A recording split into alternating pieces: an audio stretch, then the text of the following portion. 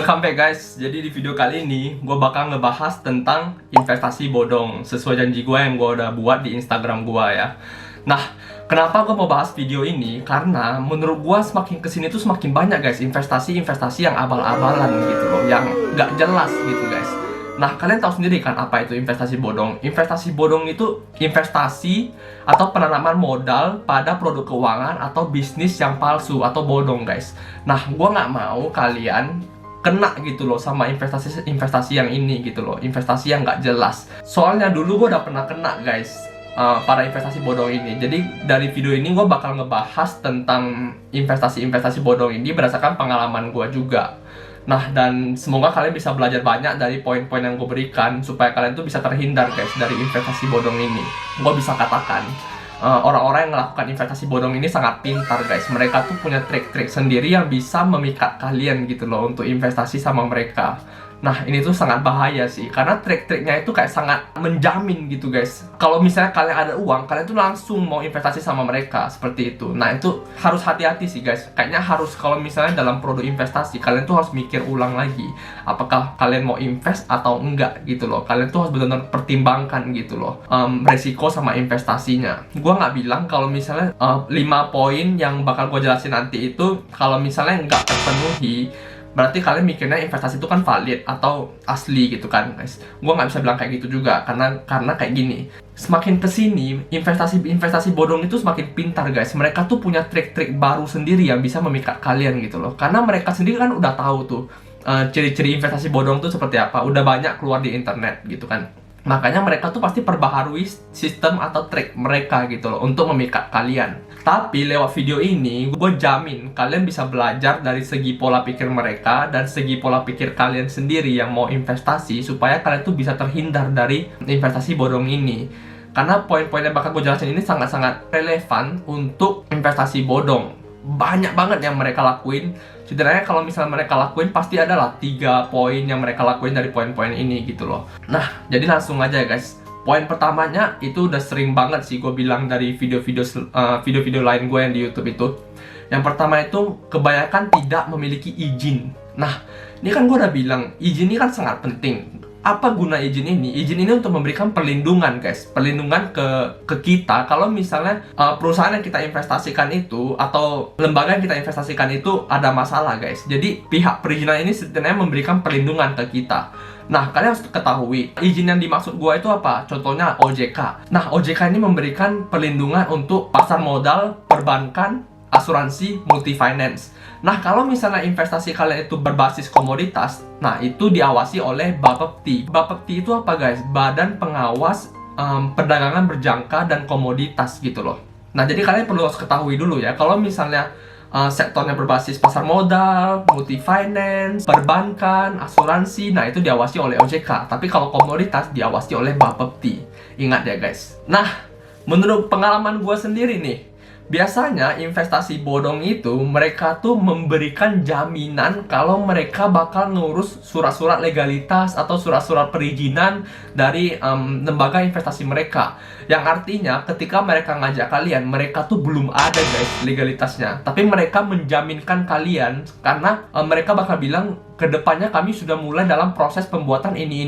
Tapi sebenarnya proses itu belum siap guys, masih dalam proses. Kita kan nggak tahu kalau misalnya proses itu di reject gimana, kalau misalnya proses itu cuman diiming-imingkan itu gimana. Nah, berdasarkan pengalaman gue sendiri sih kayak gitu. Kemarin gue dijaminkan kalau misalnya mereka tuh dalam proses pembuatan perizinan. Sebelum itu gue nggak mau kasih tahu lembaga apa yang gue investasikan gitu, yang gue kena gitu loh dulunya. Tapi gue yakin lembaga itu sudah tidak ada sekarang. Oleh karena itu kayaknya bagus kita nggak usah ngungkit lagi. Kalau misalnya lembaga itu masih ada, baru gue mau bilang guys, supaya kalian tuh nggak langsung kena gitu loh sama lembaga itu sendiri. Poin keduanya itu jaminan profit atau return yang tidak wajar guys. Contohnya seperti ini, mereka tuh sering banget ngejaminin kalian untuk mendapatkan profit setidaknya 5-10% per bulan. Itu nggak masuk akal guys. Ini pikir aja ya, contoh 10% per bulan. Kalau misalnya setahun itu udah 240%. Kalian bayangin, deposito aja baru 5% guys. Masa dia bisa kasih 240%? Ngerti kan ya maksud gua?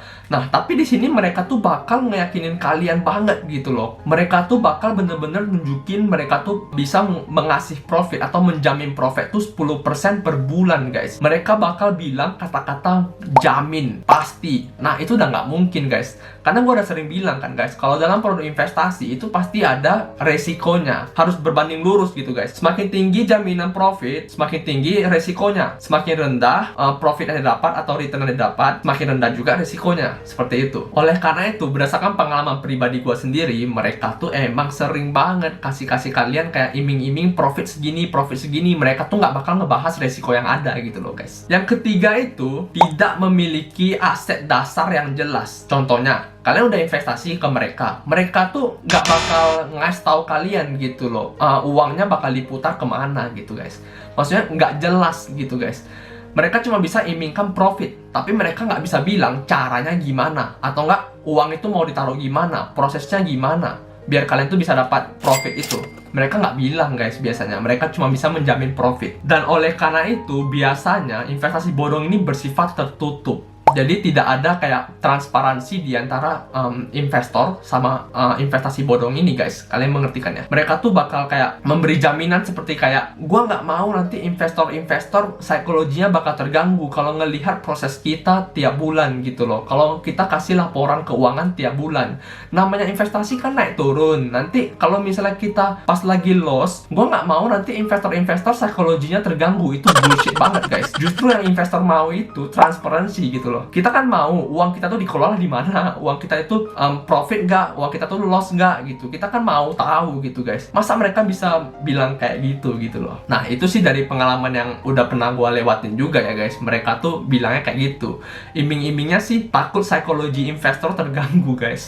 Itu kan aneh kan ya. Itu poin ketiganya guys. Jadi poin keempatnya tuh mirip dengan poin ketiganya, yang seperti gue bilang, pengelolaan dananya tidak transparan. Gue udah bilang juga kan, kalau misalnya investasi return selalu berbanding lurus dengan resiko. Nah di sini mereka tuh udah nggak pernah ngomongin tentang resikonya guys. Mereka tuh cuma bisa ngomong profit, tapi nggak ada resikonya guys. Ada resikonya tapi mereka tutupin gitu loh. Itu sih bahaya banget ya kan. Tapi untuk orang awam kan, mereka kan nggak mau tahu gitu loh guys. Kayak mereka kan mendengar profit atau return tinggi langsung tertarik gitu kan, tanpa ketahui resikonya. Dari pengalaman yang ada gitu guys, gimana cara mereka ngejamin profit itu bisa dijamin tinggi guys tiap bulannya? Karena mereka tuh bakal kasih contoh-contoh pada saat mereka untung. Mereka kasih portfolio pada saat mereka untung. Dan di sana portfolio mereka, gue bisa jamin mereka nggak bakal tunjukin lossnya. Mereka cuma bisa menunjukin profitnya aja pada saat untung besar gitu guys. Tapi kalau misalnya pas lagi loss, mereka tuh nggak mau bilang guys. Mereka diam-diam aja, mereka tutupin gitu guys, supaya kalian tertarik ya kan. Kalau misalnya mereka tunjukin lossnya kan, kalian langsung kayak mikir, wah ini ngeri-ngeri sedap gitu kan. Jadi mereka nggak bakal tunjukin guys. Nah itu yang gue sebut nggak transparan gitu loh. Nah ini poin yang terakhir, biasanya mereka tuh bergantung pada investor-investor baru.